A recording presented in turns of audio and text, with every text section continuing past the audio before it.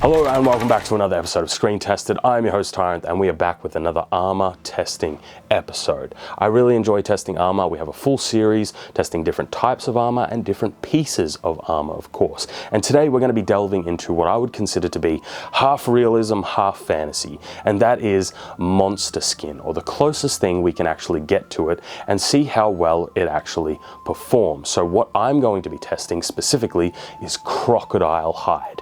It's the closest thing we have to like a real world living monster, practically unchanged for billions of years of evolution because it is the perfect killing machine to begin with. So I want to test its hide against a whole bunch of different weapons and see what it can actually withstand. Now there's a couple of caveats here. I'm not going to be testing the hide just by itself because obviously even if it was on a monster or you did craft it into armor, either way, you would have additional layers and additional pieces to complement it. So what I'm going to be doing is trying to create the most lightweight and simple, I would say, composition of these different materials.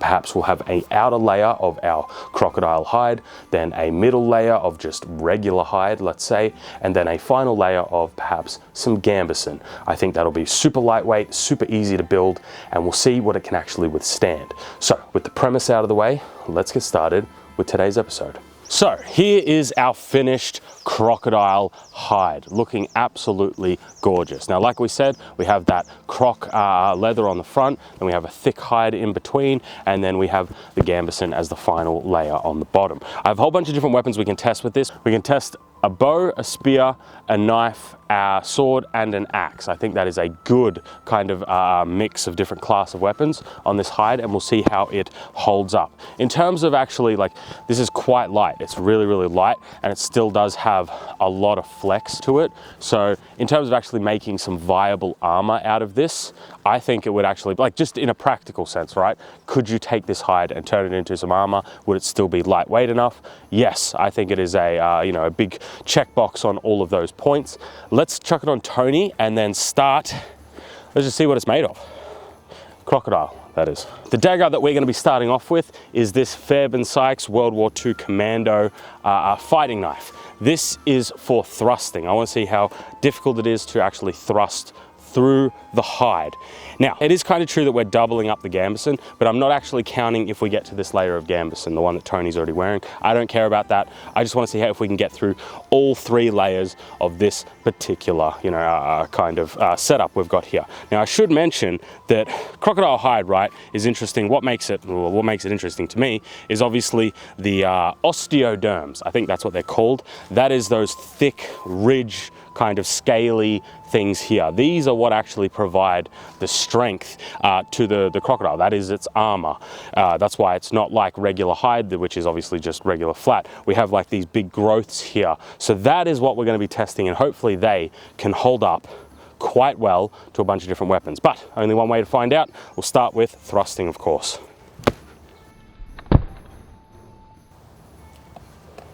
Okay. Like, that wasn't a very hard kind of thrust, but I did hit one of the osteoderms, I think that's what they're called, and it stopped it. The gambeson here, it blasts through like it's not even there, right? So we're getting stopped right on the actual, the thick parts of the hide, which is exactly what I wanted. That's the good thing. That's awesome.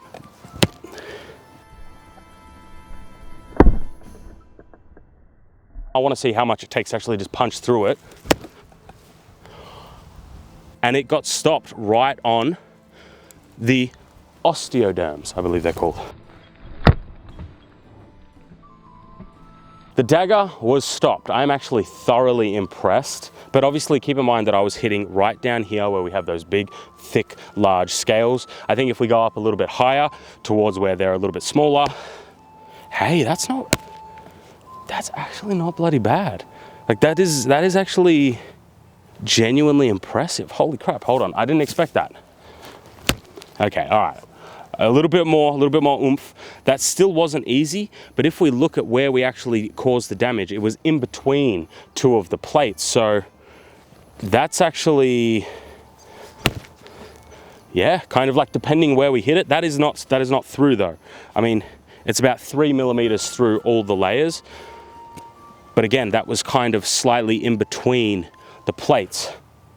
or the scales, or whatever the hell they're called. Osteoderms. Jumping up to a blade. This has an aggressive, robust tip on it, specifically for thrusting. So I expect this to get through, or it's either going to get through, or Tony is just going to completely fall over and deflect because too much force is being applied. Let's see which one it is.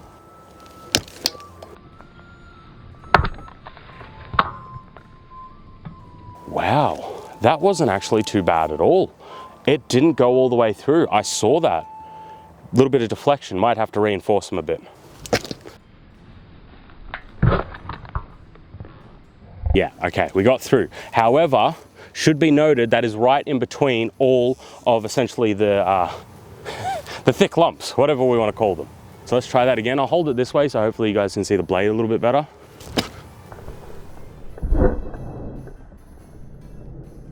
I'm trying to aim again for the big.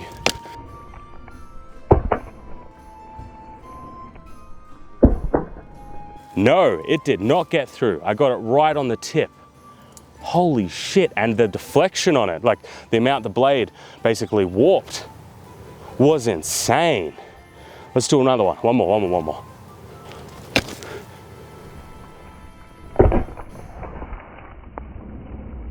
Did put up a hell of a fight. What I'm seeing is when we actually hit on the osteoderms, I believe they're called, it's actually stopping things right in their tracks. Really, really impressive. However, all of the kind of gaps between them are just regular hide. And that regular hide, this is going through. This is able to puncture through, which I obviously expect because it is just hide at the end of the day. Did you know that 69% of you are not subscribed? Nice. But today, I would appreciate it if you would consider subscribing. As much as I don't want to move from the 69 number, I would like if you guys subscribed, because that would make my day. I hope you guys are enjoying the episode. Let's get back to it. So next up, we have our spearhead here. Now this particular spearhead isn't the most aggressive. It actually has quite a thick tip. So I don't know if it's going to get through. Specifically, I chose this one because the sword is an incredibly nimble tip that is able to thrust through it. So I knew that if I brought a spearhead out that did the exact same thing, it would do the exact same thing. So I wanted to give this one a little bit more grace, a little bit more breathing room, as it were, and see if we can actually thrust through with something a little bit thicker.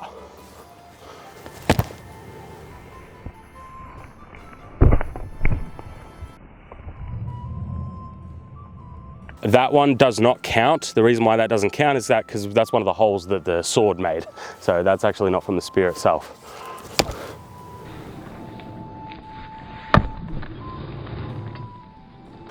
Whoa, that one almost. But again, no, that's actually not getting through at all. Not even through the main hide behind it. Next up, we have an axe. Now this axe here is incredibly sharp. So let's see if we're able to actually get through. I got a feeling we might do, especially up towards the top, we might do some substantial damage. No idea about the osteoderms yet. So let's try our axe here. I'm gonna go right there, see if we can get the big ones first, and then we'll move our way up.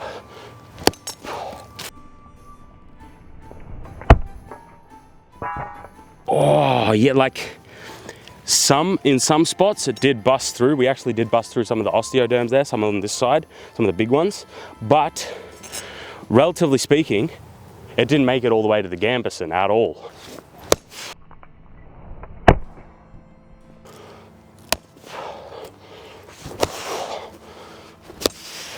It's actually rather impressive for like a lot of like organic materials, right? You know, you have your gambeson, which would usually be made out of like what, linen. Then you have your thick hide, and then you have your crocodile hide as kind of the outer shell. Seems to be a really, really good kind of layering to it. I mean, I think the first hit we did was the best one, because the rest, they're not doing anything. Alrighty.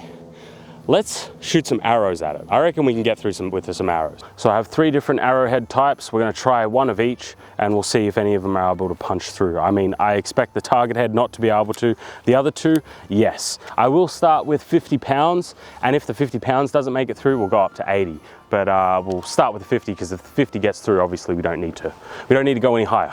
All right, starting off with target head.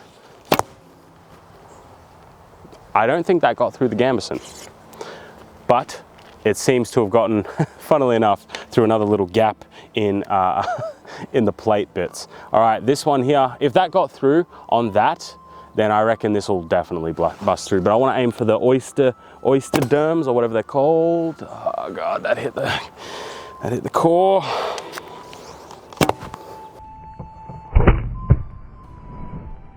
It does not. Oh, okay. Well, this one here went through the axe hole, the axe wound, and I broke the tip. Great. Holy shit, though. What the f?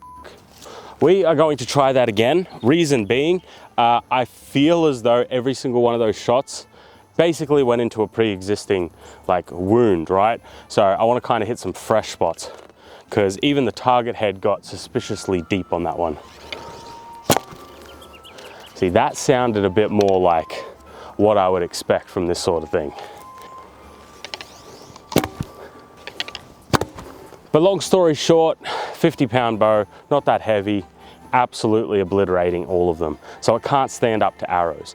But a lot of those other things, bladed weapons, are actually pretty good. I'm actually kind of surprised. So when it comes to the crocodile kind of hide gambeson mix armor, I was actually rather impressed by it. It did stop pretty much almost everything, right? But some of those thrusts from the sword did get through. Some of the thrusts from the dagger were able to get through to that last layer, but it was a lot better than I really thought. Those osteoderms, I believe they're called, no joke, man. Especially the big, thickest ones, obviously near the head of the crocodile. Those ones were able to actually stop things that I really didn't expect. The arrows were an interesting tale, because I didn't expect the target head to get through. I genuinely didn't expect the target head to get through, but it did get through, which kind of surprised me. So I'm not really sure what was going on there. I might have hit a couple of holes that I already punctured through with either the sword or whatever it was. When it came to the spear, I didn't expect the spear to get through, because that is a very thick and chunky kind of tip that it has at it. It is more so just like for flesh and only flesh, softer targets. It's really not going to be able to get through things. Like gambeson is fine, but anything kind of higher than that, and that particular spearhead is going to struggle a little bit. When it came to the axe, that thing was wicked sharp, and it did slice through quite a way, but it didn't get all the way through, not on all of them. So again, that to me is kind of a really big win, especially for this kind of, like, I would say is a much more natural type of armor compared to something obviously like, you know, plate or whatever it may be. And I do think that there is a historical example of a large kind of cuirass of crocodile leather, which is really cool. Those osteoderms are the game changer. They're just these thick kind of, I don't know, like, they're not bone, but they're kind of hard like bone, whatever they're made out of. They are incredibly cool, not only because they look like dragon skin, but they also act very similar to that sort of way, and they do have protective qualities. So as an armor concept, I think it's actually pretty solid. Obviously, you're not going to be stopping a lot of heavier stuff, but at the same time, I think it would be perfectly reasonable to kind of have it as maybe an accent that is also functional with an armor set. Personally, that's how I would probably go about it, and perhaps I may do that just in the future. But that is going to be all. Thank you guys for watching. I genuinely hope you enjoyed. Crocodile leather, the closest thing I could get to dragon skin, of course, crocodile hide, whatever. I think the mix we got was lightweight and reasonably protective for what it is. But let me know your thoughts down below, and as always, I'll see you next week in another episode. Have a good one.